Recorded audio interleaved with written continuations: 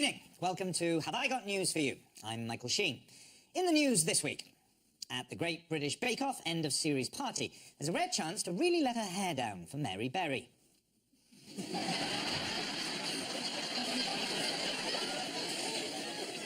At an assessment centre in Carlisle, there's evidence that the controversial Atos Fit to Work tests are becoming even harsher.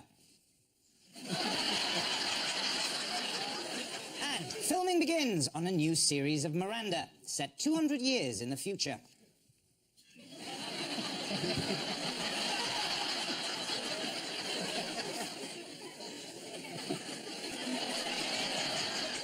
On Ian's team tonight is a comedian and Leeds fan who presents a radio show that mixes football and comedy in much the same way that Leeds United do. Please welcome John Richardson.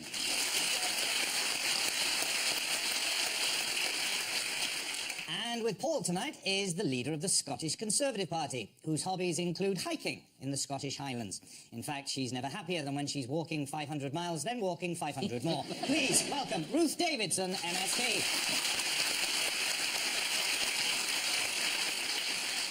And we start with the biggest stories of the week. Paul and Ruth, take a look at this.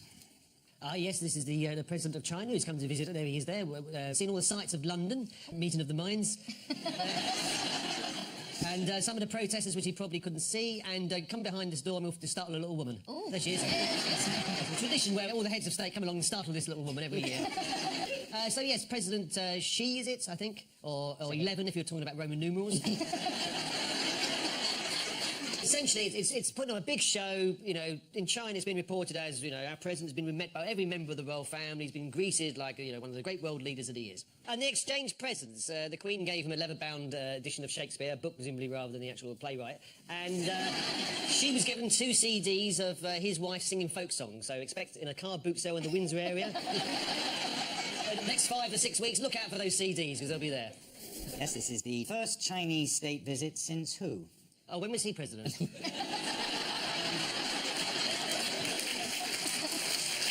Indeed, President who? Hu Jintao. Right, yes. Yeah. Now it's Xi's turn. Yeah. This is going to be a long round, isn't it? Well, 20,000 people lined the mall to wave and cheer at Xi Jinping. Who were they? I think 3 of them were Tibetan monks, and 19,997 were members of the Red Army in tracksuits, pretending to be ordinary Chinese people. I can't prove that. Welcome to another edition of I Can't Prove That. Did you see where the flags and other pro-Xi Jinping merchandise came from? Boxes that were handed out round the back door of the Chinese embassy, as far as we could tell. Here's a report from Newsnight. The vast majority of people here, thousands, are welcoming President Xi. They seem to be mainly Chinese students in the UK. But we've noticed they're all wearing similar T-shirts, caps, carrying very similar banners. And the thing about a demonstration like this, a spontaneous show of affection, is that you don't really want to leave anything to chance. We found these just metres away from the demonstration. Boxes brought in from China by the Chinese embassy with all the gear. It's all about image, really, in the end. And the fact that we are allowing the Chinese to run a nuclear power station in our country. We've managed to get China to invest in this nuclear reactor, but we have to guarantee their investment. We have to guarantee the investment to the richest country in the entire world. So if you lose any money, we'll pay. That's not an investment. No. It's a bribe. There's nothing could go wrong there. No. I think they're all right. They're already on Pizza Express and they haven't touched dough balls. The whole exercise was just one long sucking up to the Chinese and not mentioning anything that could embarrass anyone. They have. They've mentioned it carefully over dinner. If I invited Oscar Pistorius round for dinner this week, I don't think I get much credit for saying, I'll tell you what, I give him a withering look over the port and Stilton, I'll tell you that much. Scotland came out of it pretty well. Laura Kuenssberg absolutely nailed the Chinese Premier to the wall, and we got £2 She billion. absolutely nailed him to the wall. Oh, the question's devastating. I mean, I don't think a press conference is one question, but what a question she asked. And, yeah, we got a £2 billion bus deal and we got to keep our pandas, so we did all right. Yeah. Did they come for your pandas? Well, nobody's taking our pandas. They're not very fertile, but we still love them. But ineffectively. Yeah. You don't really love each other. I don't understand why, like, we've been showing off how rich we are, but then asking for money. I don't understand. Like, even he knows in China, there's some tact to pretending to be poor. So, like, he gets photographed in, like, a modest restaurant having dumplings. And then he gets here and we're flaunting... Like, he must have gone mad when he met the Queen. He's like, how are we getting for dinner? We're going to walk. She goes, we'll get pulled in a gold carriage. Oh, really? What do you want to talk about? You couldn't lend us £3 billion, could you? It's a good thing it wasn't a steel carriage. Yeah. Bad taste to bring up the collapse of the British steel industry. Partly China's fault, really, for just dumping steel on us. All these new jobs that the Tory party say the Chinese investment's going to produce. I mean, we lost nearly that many this week in the steel industry. The government haven't done anything. I get the horrible feeling that David Cameron's watched the full Monty. And he doesn't understand that that's not a viable option for everyone. I watched an incredible documentary about the steel industry this week, and How did Jeremy Corbyn express himself on British job losses and human rights to Xi Jinping? They had a private meeting, and there's a picture of them shaking hands. Have you got the pig? No. Have I got the pig? Well, you're not told about the pig, the lucky pig. We stroke the lucky pig on the fourth show of every series. I'm not going on if we're not stroking the lucky pig. Thought we were back to Cameron again. Not such a lucky pig. The pick. Have I seen the pick? Yeah, have I seen the Sorry. pig? Sorry, it's my diction. I'm so sorry. When I'm on with a proper actor, it all just goes. Here they are. Tell me about this communism. How does it work? Who's asking who? Ooh, the camera loves Jeremy. Or at least he thinks it does. He's always staring back at it.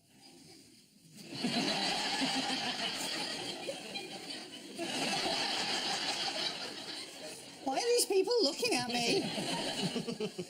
During the Chinese Premier's speech to Parliament, David Cameron and Jeremy Corbyn were sitting next to one another. Can you tell me what they're talking about? I don't want to be leader. No, nor do I. Lip reader has been hired, but it depends, you know, sometimes lip readers aren't always entirely accurate. But there's a suggestion that Jeremy Corbyn was talking about somebody's wife being an ex-prostitute. Somebody's ex-wife So, being yeah, an ex-prostitute. Somebody's ex-wife being an ex-prostitute. Apparently Cameron said, oh, really? What's her number or something? But, Ian Duncan Smith's behind saying she was an ex-prostitute, a working girl. Now, was she paying tax on that? Or getting credit, probably. I'll tell you what, that lip reader's incredible, because I'm not picking up any of this. is that right? It is absolutely right. We don't know who they were talking about, though. We don't Let's know. guess. You know them.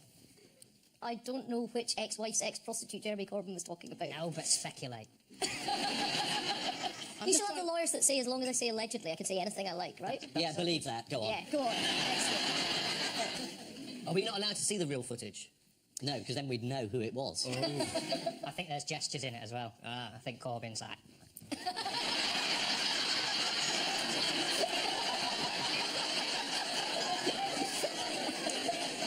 Still very good lip readers. According to the Sun's team Oh, thank goodness we got the experts here.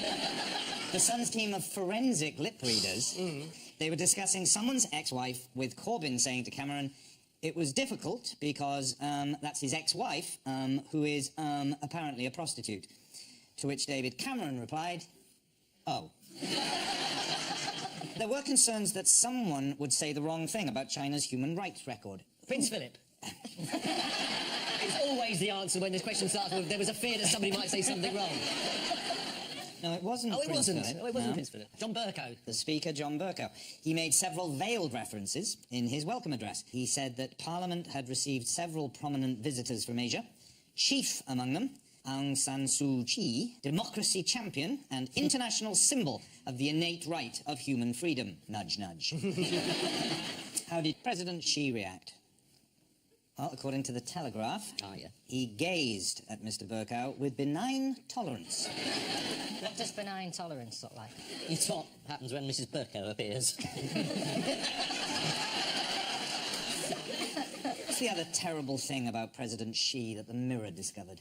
Were his trousers too long? His trousers are touching the carpet. Did you see the state of his cufflinks? Steel. Yeah.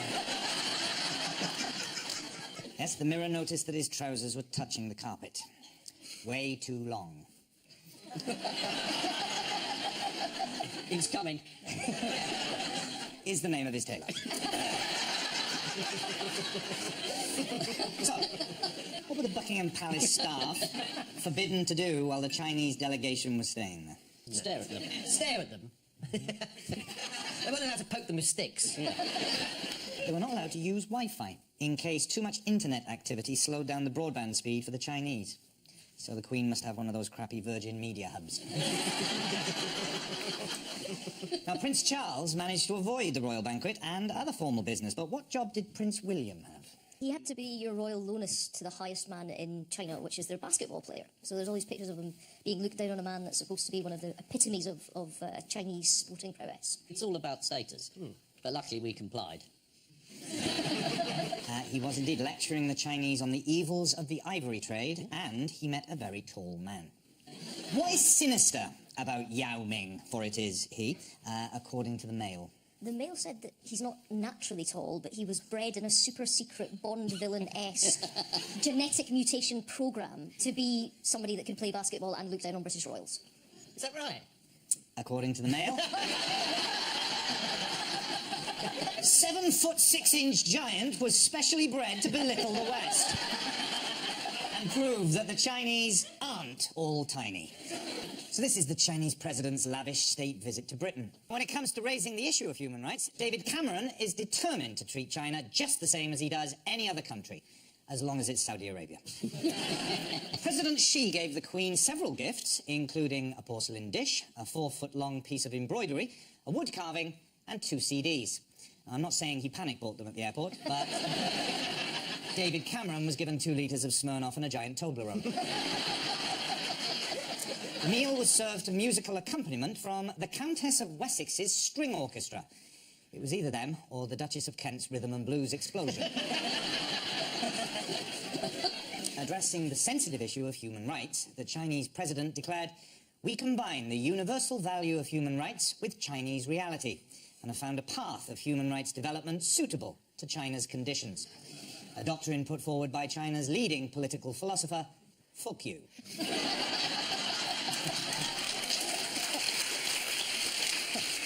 Ian and John, take a look at this.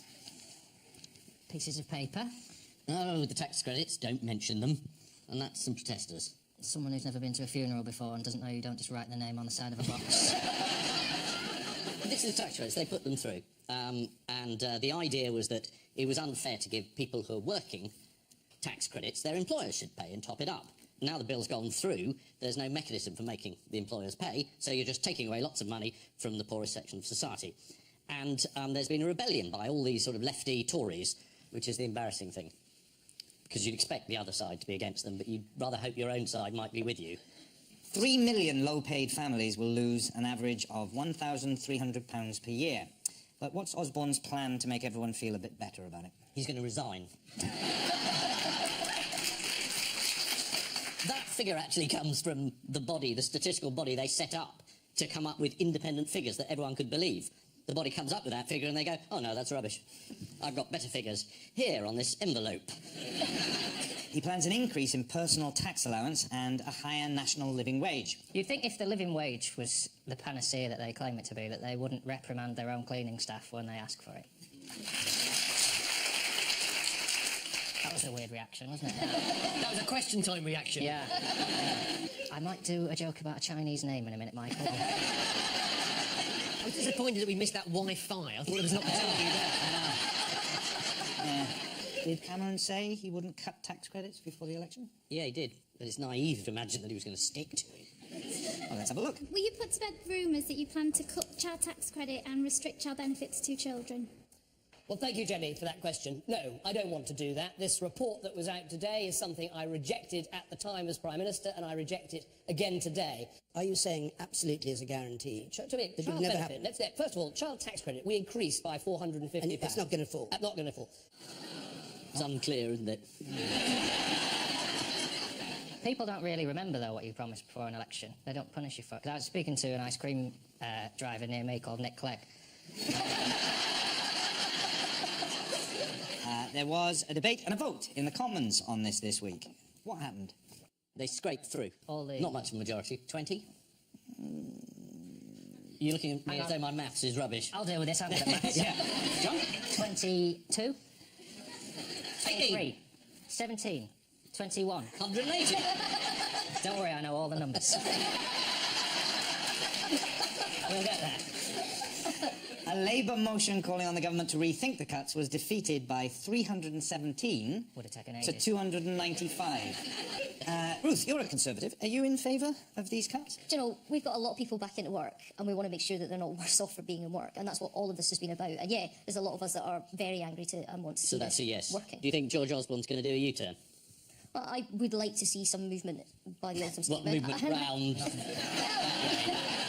Well, something else you've said on the record in the past is how important it is to stick to the economic plan. Let's not undo all of the hard work of the last 5 years. It is the stability that's got our country back on track that's allowed us to grow faster than this over the past 5 years.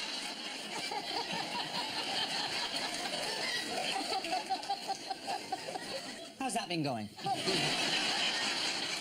One good thing did come out of the debate. Two of the sexiest new Tory MPs finally got a bit of airtime. Who was that? Jacob Rees-Mogg. Heidi Allen is going to be a firm favourite for a long time to come. Indeed, Heidi Allen. She looks like a 1980s ballad singer there with the wind machine through the flowing locks. Has she hired a wind machine for that shot? She must have done. Just listening to the Chancellor. And the other one is Johnny Mercer. He was in the army, wasn't he? Oh, yes, those are army trousers, aren't they? Camouflage trousers, they'll be quite difficult to see at first. Was he not in a shower gel advert or something like that? I believe it was a Dove soap Was it? commercial. Well, there's some speculation about him advertising for an assistant for his parliamentary office because dozens and dozens of women applied, having seen the pictures of him lathering himself up in a shower gel commercial. And his wife stepped in and he had to hire a male assistant, apparently, because she was so worried about it. That's never caused a problem for the Tories. Don't stop any scandal, that will. It's better off this way, love, and then we can share a hotel room as well. Well, Labour have had their own problems this week. What did we learn about Jeremy Corbyn's political advisor, Andrew Fisher? He tweets a lot of rather bad-tempered stuff about members of the Labour Party. Oh, yes. It's been revealed that last year he described the Labour front bench as the most abject collection of absolute shite. He described Jack Straw as a vile git. You can see everyone's warming to him. And Tony Blair as a scumbag for hire. Can anyone do an impersonation of Tony Blair? No. Corbyn's ally and former lover, Diane Abbott, is apparently being sidelined. Why is that? Is it because she's not very good? And she says mad things on the Today programme and then laughs a lot. According to the Sunday Times, senior Labour Party sources say it's because of her completely fucking mad behaviour.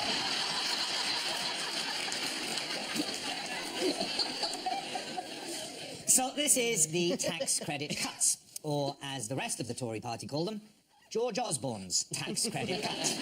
One Tory MP spoke out and warned that the measures would hit the most vulnerable, leaving them with the choice of eating or heating, which instantly set off an alarm in the ITV game show office.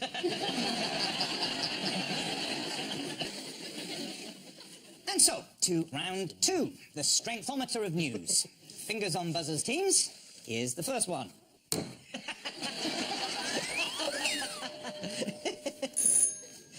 So this is the news that the Scots... Hang on. I buggered this You up in carried away rehearsal with your as well. strengthometer there, didn't I'm you? so sorry. We should answer it first before you do. Yes. And someone buzzed in, didn't they? Yeah, Ian did.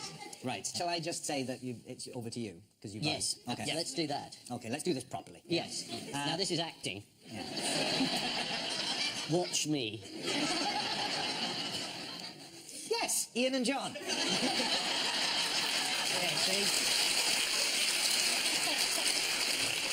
I think John had the answer. It's Craig Joubert, isn't it, who broke Scottish hearts this week. He made a mistake, and now we're all out of the World Cup, but we have to carry on hosting it like good hosts. I think we should just pack up the stadiums and tell them to have it on their own half of the planet.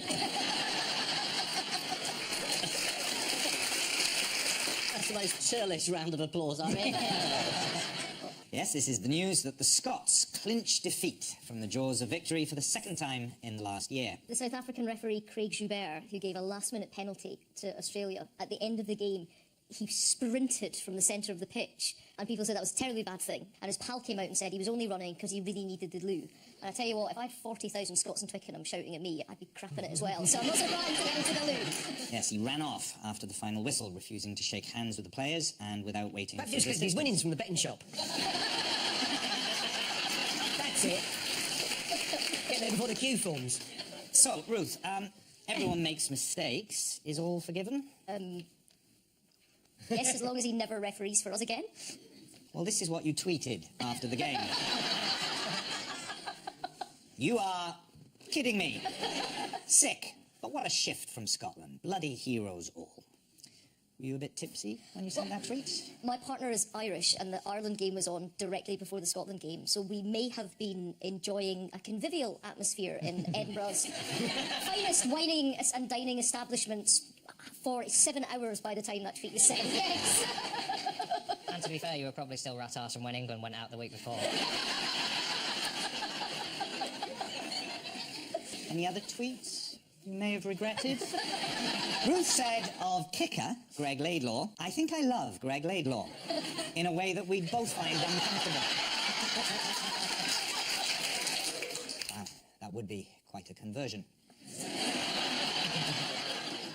There were a lot of people that tweeted back, especially heterosexual married men, that said they felt the same.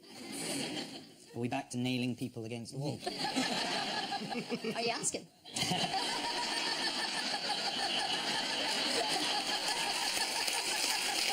Should the rest of us just discreetly leave at this point? Or is that the time? We're off. In other sports news, Slovakian football team TJ Tatra Čierny Balog have to put up with this unexpected sight at matches.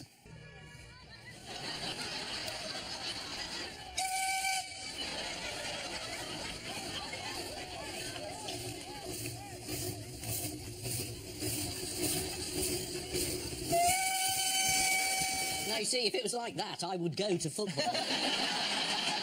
There were more steam trains going up and down. Yeah, absolutely. That'd be handy to have at Leeds United, to get the old manager out and the new manager in. Because he's a bloody disgrace! So finally, how has Greek footballer Leonardo Koutris been given some rough treatment this week? Was he run over by a steam train and will overlap on the left wing? Well, let's have a look. Yeah.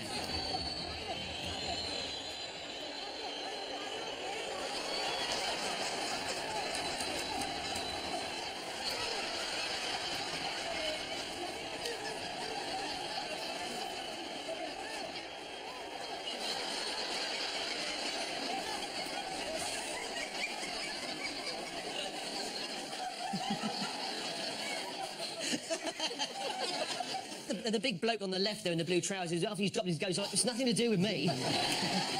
This is Scotland's heartbreaking exit from the Rugby World Cup. According to the Mail, the South African official, Craig Joubert, was labelled a disgrace after he sprinted down the tunnel. Still, it's not the worst thing a South African sprinter's done. Fingers on buzzers, teams. Here's the next one.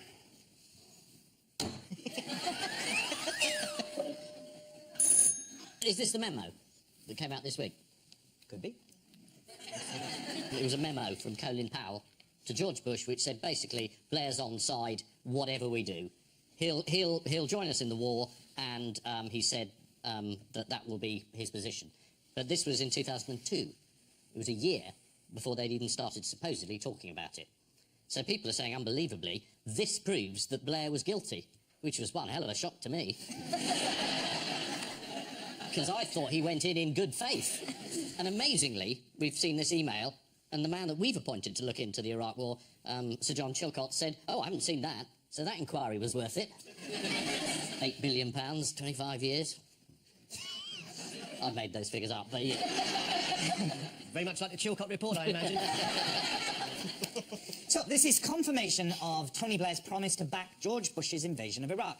According to Colin Powell's memo, Tony Blair promised to back George Bush a full year before the invasion. This revelation came as bad news for Mr. Blair. but even worse for Lord Chilcot, who was just about to press print. Fingers on buzzers, teams. Here's the next one. What the... What is it? It's a ghostly apparition. Is it a ghostly apparition? Is it a ghostly apparition? Is this Alex Salmond? He believes in ghosts. Nope. No. Oh, right, okay. Not yet. Oh, I see. Is that a clue? A sexy ghost. It's a busty ghost who lives in a museum. It's a new show for CBBC. It's called Spooky Booby Lady. Yes, this is the discovery of Britain's sexiest ghost, who has left her fingerprints on an Egyptian mummy's coffin in Torquay. The Egyptian Empire spread a bit, didn't it? Not as far as Torquay. According to the Mirror, Yes. she has yellow locks and shows off her cleavage. And according to the Daily Star, she has huge boobs. Were these fingerprints on the mummy's coffin definitely the sexy ghost? No, because there are no ghosts. Well, apparently so. And according to the museum manager, the case had not been opened for 7 years, and the last time it was opened, it took 7 men to open it. So it was impossible for it to be opened by someone else. Oh my God. It's the ghost of a woman with 7 men. It's Snow White.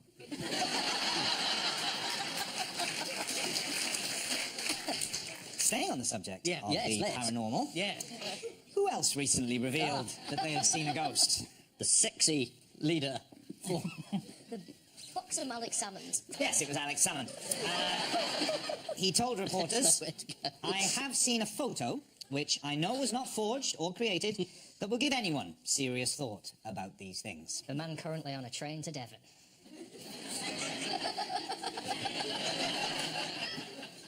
Hello there. Would you like to see my SN penis?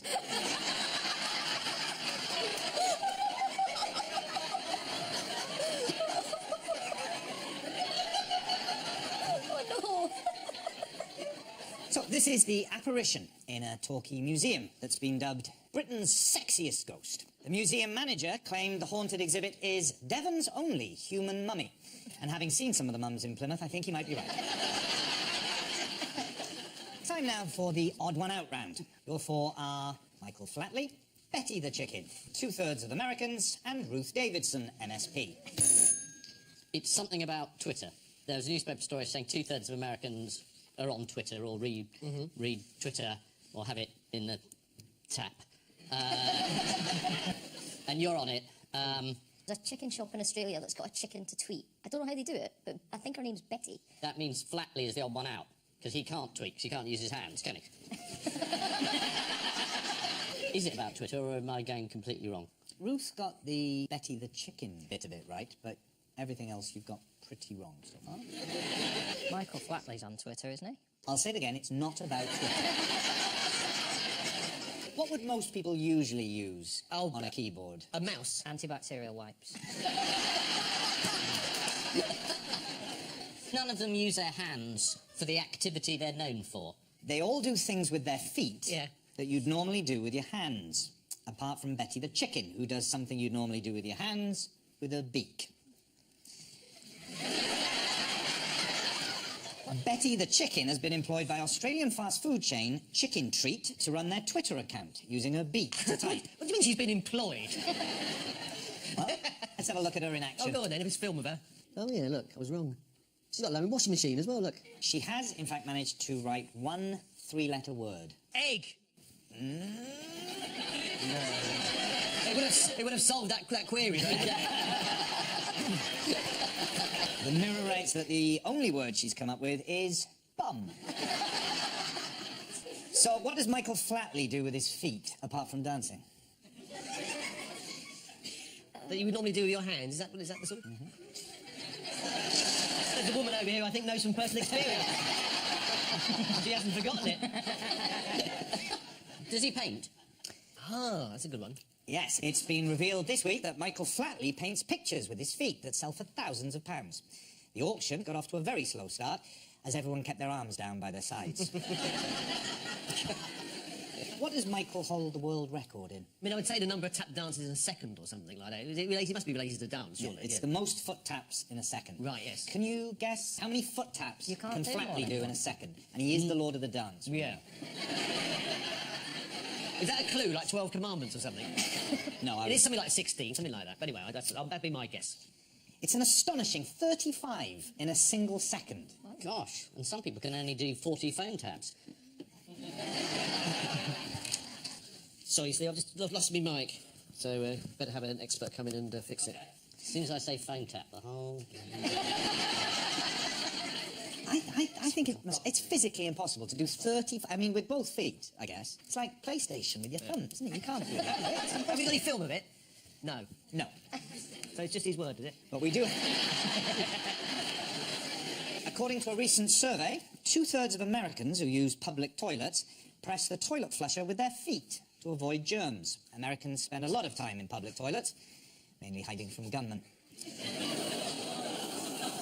Glasgow MSP Ruth Davidson is an accomplished kickboxer, although the 3 most popular martial arts in Glasgow are judo, jiu-jitsu and "You Spill My Pint, Pal." Time now for the Missing Words round, which this week features as its guest publication, Pro Rata, the magazine of the National Fancy Rat Society. Well. Fancy rat. And we start with, children in Bulgaria are what, so they can get time off school? Racing through puberty. Children in Bulgaria are buying and selling head lice so they can get time off school. Actually, some of them only got half an hour off school, but it's just nitpicking. Next, I noticed lots of rats, what, at the Finnish Fancy Rat Association show. I noticed lots of rats dressed as cowboys at the Finnish Fancy Rat Association show. It's not what I've got on the card. No. What I've got is, I noticed lots of rats with ears too far apart at the Finnish Fancy Rat Association show. This is from Pro Rata.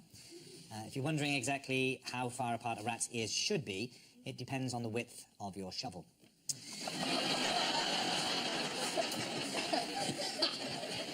Next, adopt a silly walk to what? Make your cat laugh. Is it to become the 4th Mrs. Cleese? It's to burn calories quicker. A new study recommends doing weird things such as adopting a silly walk as the best way to burn calories. According to the research, one way to avoid putting on weight is to walk in a curve, especially if that curve is while you're passing Greggs. Next, what makes a fun game for rats? Mousetrap. A handful of frozen peas in some water makes a fun game for rats. Next, Britain is to get its first Cornish pasty museum, but what? The only reason I can think that but would make sense in that sense is if the museum is not in Cornwall. Is it? But there are worries that it won't be completely full. Thank you very much. Britain is to get its first Cornish pasty museum, but Mexico already has one. Surprisingly, pasties are a delicacy in Mexico, having been taken there by Cornish miners in the 19th century. According to The Independent, Malcolm Ball wants to build Planet Pasty in Cornwall. Good news for everyone, apart from the man running Scotch Egg World in Tintagel. Next, thou shalt what, says Bible with a misprint? Marry thy neighbour's ox.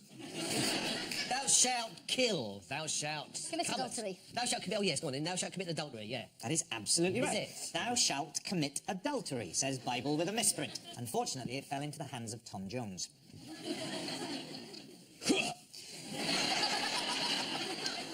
It's another film in the bank. It wouldn't be unusual. And finally, Banbury's #1 rat, described by Judge as what? Undoubtedly the finest rodent that has come before my judging expertise in the 15 years that I've devoted to the ratting world since my wife left me for my best friend Brian, who I still miss. Absolutely extraordinary. No, I haven't. No.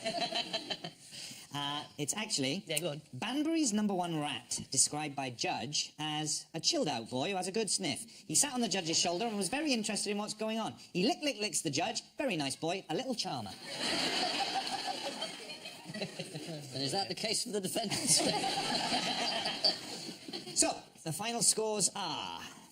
Paul and Ruth have 5 points, but Ian and John have 7 points.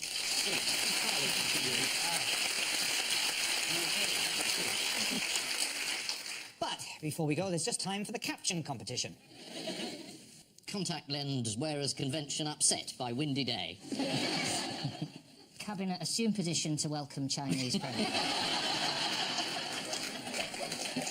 On which note, we say thank you to our panellists, Ian Hislop and John Richardson, Paul Merton and Ruth Davidson.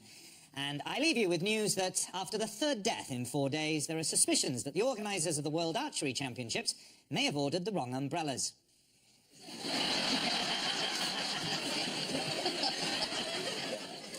One renowned practical joker waits expectantly for his victim to discover where he's hidden the frog.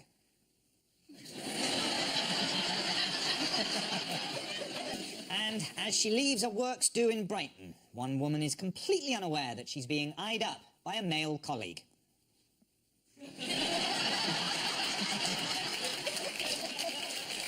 Good night.